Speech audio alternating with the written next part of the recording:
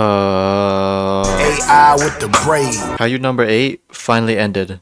At least season 1. It had a lot of hype surrounding it from manga readers and anime onlys when the trailer dropped, but did it disappoint? For me, no. I am a manga reader, and since this is mainly an animation video for Kaiju, I'ma talk a bit about the content itself. Is this your bog standard shonen? Yes. Kaiju does nothing different from the normal shonen tropes besides its kaijus and the main character being way older, and that's fine. It was still enjoyable as hell. It is repetitive, but it's so hype mostly. Like, this is how most episode goes. Strong kaiju appears. Kafka showed up. Down, down. Another strong kaiju appeared. Kafka showed up. Down, down. Another kaiju appeared. Remix. Go through. Another kaiju. Another thing that most people talk about is Kafka's age, the main character, and he still acts like a 16-year-old. But it didn't really bother me. Although people just look at it at face value, like, oh my god, he's 32 years old. Peak. That's the same too with romance animes where the setting is mainly in like a work office place and the characters are like 20 plus years old but they act like high school kids. I could say a bit more about the content, but the main topic for this video is the animation. So, was the adaptation good?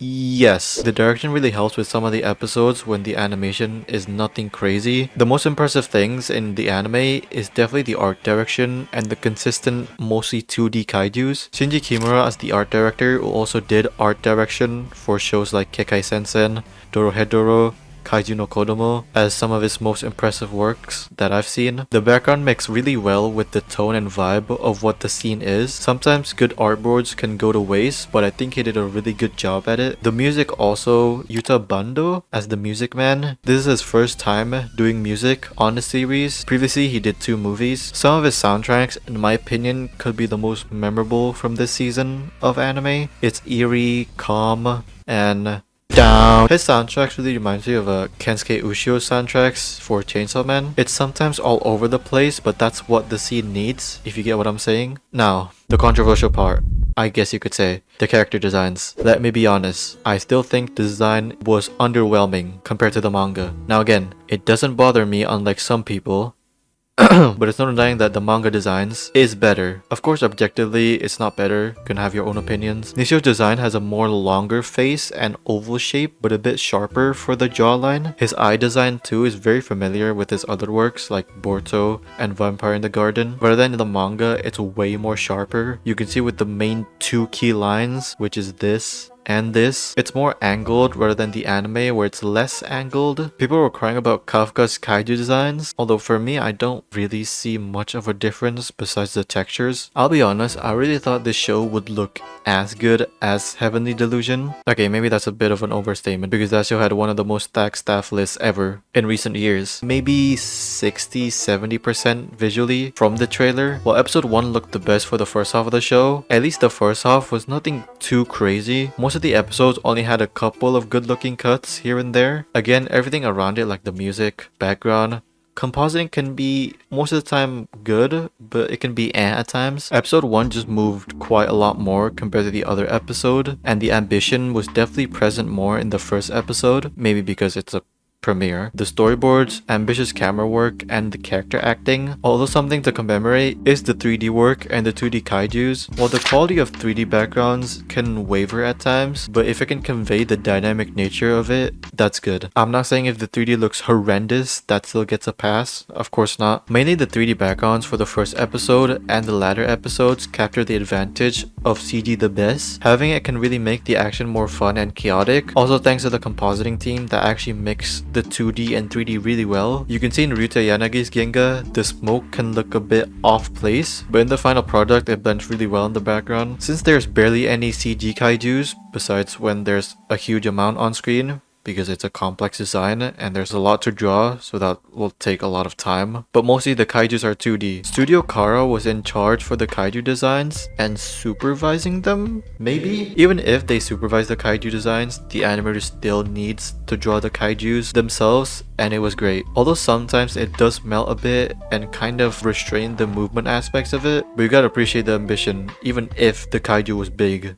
than your mom. From what I remember, the standout episode from the first half was episode 1 2 and 5. In terms of storyboards, direction, animation, and character supervision, again, some of the other episodes like episode 2 only had some good sakuga here and there, but the direction doesn't feel stiff, and the pacing of it, I've already said my praises for episode 1, but episode 5, although it was a chill episode, it just feels different. The storyboards and direction feels perfect for the vibe of the episode. The character supervision too. Tetsuya Nishio chief animation directed in all the episodes, whether he did full redraws or just corrections on the drawings. People are saying that Nishio's design is more flexible when it comes to the facial expressions and overall wacky character acting, which is true. It's probably more flexible with that design, but you can make these designs in the manga expressive too. For the second half, at least after episode 8, I feel like the bar for the quality was bumped up a bit. Maybe Trash Chest was right, the animators cared more because it got more hyped. Yes, they can produce an episode in a week. They went into studio. They're so knowledgeable, guys. Of course, it's the big climactic moment, so I was expecting them to pop off a bit. But even talking beside the action, the overall quality of drawings was some of my favorites of the series. Even sometimes almost closer to the manga designs. Hikaru's drawings in episode 9 was excellent. Same goes for everyone, especially Hoshina. Oh my god. Oh yeah, and that one drawing for Kaijuu number 10. Goddamn. And the lighting. The action also, since the animator list is a bit more stacked than usual, but some animators went under the radar since they are working with a complex 2D kaiju that moves a lot, so they nerfed the movement aspects of it, although I still think the action looks good. Hoshina vs Kaiju Kafka was definitely the most dynamic fight, more so an exchange rather than a fight. They always hit the beat when Kafka transformed. In episode 10, the composite again always hit when Kafka released his power, but the dimming and ghosting can be annoying at times. Of course, it's because TV regulations in Japan. It's not the studio's fault. This rotating shot is flawless. I don't know who did it or who animated it. It could be Iko Giso since he was credited in the episode. He also uses a lot of 3D stuff, so maybe. The action for episode 11 and 12 was also impressive. Episode 11 was mainly thanks to Ayataka Tanemura, who storyboarded and directed the episode, while also correcting the action part, who is also the director for Black Clover. To be exact, episode 153 to 170. Of course, most of you know that Tatsuya Shihara basically carried Black Clover. The CG work making everything so dynamic and like stretching the characters too to give it more speed is amazing. And Nishio is still very consistent with his redraws and corrections, even in the last episode. Episode 12, Kanta Suzuki action AD'd and effects AD'd the action part, making every strike has so much impact to it, and the compositing did wonders for some of the scenes. I feel like that's what was lacking for Kaijuu number 8, is that they don't have an actual action director. Sometimes it's only a one-off appearance like Yuta Yanagi. Yes, an action director is very important when you need action, you know, when you flare around your dick. Take Windbreaker. They had an action director, Kazuyuki Asaka. He made all the fights move quite a bit because it's mostly thanks to him and some animators like Hibiki Yamaguchi, KDA artists, and besides the action, Ai Takashi. Overall, the quality of Kaiju is good. It can have its highlights. Unlike Soul Leveling, because people like to compare it, the Sakuga in Soul Leveling is definitely better, but content, I'm not gonna say anything. If they could keep up the same quality for season 2, like what they did with the second half of season 1, that could be great. It's quite obvious that this is not a full Sakuga show. There's quite a bit of limited cuts, but that's fine. They still get the hype moments. Hype? And if season 2 can create the same hype, I'm down. Of course, I couldn't talk about everything, but if you guys like this video, leave a like. If you hate it, leave a like. Comment down below what are your thoughts about this season of Kaijuu number 8. And yeah, hopefully you guys enjoyed this video. See you guys next time.